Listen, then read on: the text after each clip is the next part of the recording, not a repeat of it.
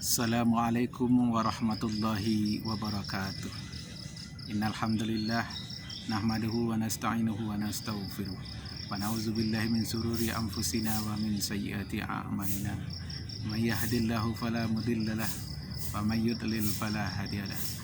Asyhadu an la ilaha illallah wahdahu la syarika lahu wa asyhadu anna Muhammadan abduhu wa rasuluh la nabiyya ba'dahu. A'udzubillahi minasyaitonir rajim. Bismillahirrahmanirrahim. Ya ayyuhan nasu kulu mimma fil ardi halalan thayyiban wa la tattabi'u khutuwatis syaitan innahu lakum aduwwun mubin. Surat 2 ayat 168. Wahai manusia, makanlah makanan yang halal dan baik apa yang kamu dapatkan di muka bumi. Janganlah kalian mengikuti langkah-langkah setan. Sesungguhnya setan adalah musuh yang nyata bagi kalian. Kita diperintahkan Allah untuk memakan makanan yang halal dan juga baik. Halal adalah sesuatu yang sudah ditetapkan, diperbolehkan untuk memakannya, seperti harta yang kita dapatkan dengan cara yang baik, dan juga binatang yang disembelih dengan menyebut nama Allah.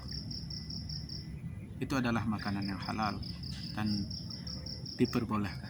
Ada juga makanan yang haram, seperti cara kita mendapatkan harta dengan cara yang tidak baik, dan juga binatang seperti babi, anjing, kucing, binatang-binatang yang bertaring, binatang yang hidup di dua alam yang berbeda, itu adalah termasuk makanan yang diharamkan oleh Allah Subhanahu wa taala. Dan kita harus makannya, harus makanan yang halal dan juga makanan yang baik, yang thayyib. Yang baik ini adalah sesuatu yang apabila kita makan tidak memberikan efek buruk kepada kita, yakni berupa penyakit dan lain-lain. Ada orang yang punya penyakit diabetes, dia dilarang untuk memakan nasi yang banyak atau meminum gula karena itu tidak baik buat orang tersebut. Ada juga yang punya penyakit jantung, kolesterol, darah tinggi, dan lain-lain, dilarang memakan daging, walaupun daging tersebut halal, tapi tidak baik buat orang yang mempunyai penyakit tersebut. Oleh sebab itu, kita harus makan makanan yang halal dan baik, supaya kita tidak mengikuti langkah-langkah setan. Kalau kita makan yang haram, kita tidak makan yang halal, berarti kita pengikut setan. Padahal setan itu sudah diwanti-wanti oleh Allah Subhanahu wa taala sebagai musuh yang nyata buat kita. Selain halal dan baik, tentunya harus proses mendapatkan harta tersebut harus dengan cara yang baik pula. Ada orang makan makanan riba.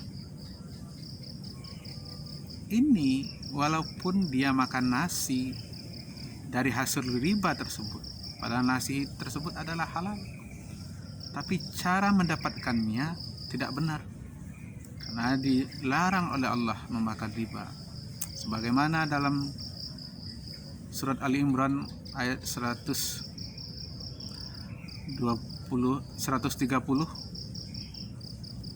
dijelaskan, ya ayyuhallazina amanu la ta'kulur riba adhafan mudha'afatan wattaqullaha la'allakum tuflihun. Wahai orang-orang yang beriman, janganlah kalian memakan riba yang melipat gandakan berlipat-lipat. Wattaqullaha la'allakum tuflihun. Dan bertakwalah kalian kepada Allah, mudah-mudahan kalian beruntung. Jadi kalau kita pengen beruntung, kita harus bertakwa. Kalau kita bertakwa, jangan makan riba dan hindari riba. Yang kena dosa bukan hanya yang memakan riba, yang membayar riba pun juga kena dosa. Untuk itu sebagai orang beriman, kita harus menghindari proses mendapatkan harta riba. Jangan kita makan riba, karena ini dilarang oleh Allah. Makanan riba menjadi tidak halal dan tidak baik, karena sudah dilarang oleh Allah. Ada juga di ayat yang lain, surat An-Nisa ayat 29 dijelaskan, ya ayyuhallazina amanu la ta'kulu amwalakum bainakum bil batil illa an takuna tijaratan antara mutaradim minkum. Wahai orang-orang yang beriman, janganlah kalian memakan harta di antara kalian dengan cara yang batil, kecuali dengan perniagaan, dengan perdagangan. Itu pun harus dasar suka sama suka. Jadi nggak boleh dipaksakan. Orang harus beli barang kita padahal barangnya mahal. Nah, itu nggak boleh. Jadi kita harus makan makanan yang tidak menzalimin orang. Di akhir zaman ini banyak kondisi dan juga situasi yang sudah menjadi rahasia umum. Karyawan gak amanah dengan pekerjaannya. Ini adalah termasuk menzalimi harta saudara kita, sesama orang yang bekerja.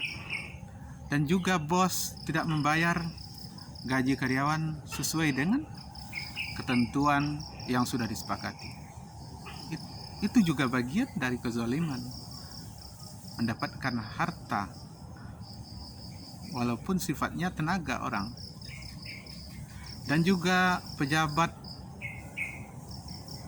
bekerja, dia datang ke kantor setiap hari, tetapi di kantor hanya main game, ngobrol, dan dia tidak mengabdi kepada pekerjaannya yang sudah ditugaskan oleh negara. Dan yang lebih parah lagi adalah korupsi. Sudah dikasih jabatan, wewenang, gaji tinggi, masih saja korupsi.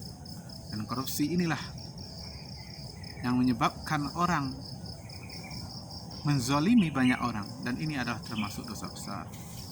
Oleh sebab itu, makanlah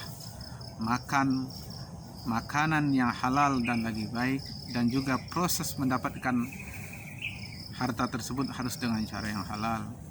Bisa jadi juga kita mempunyai harta tapi zakat tidak dibayarkan, sedekah tidak mau. Ini juga bagian dari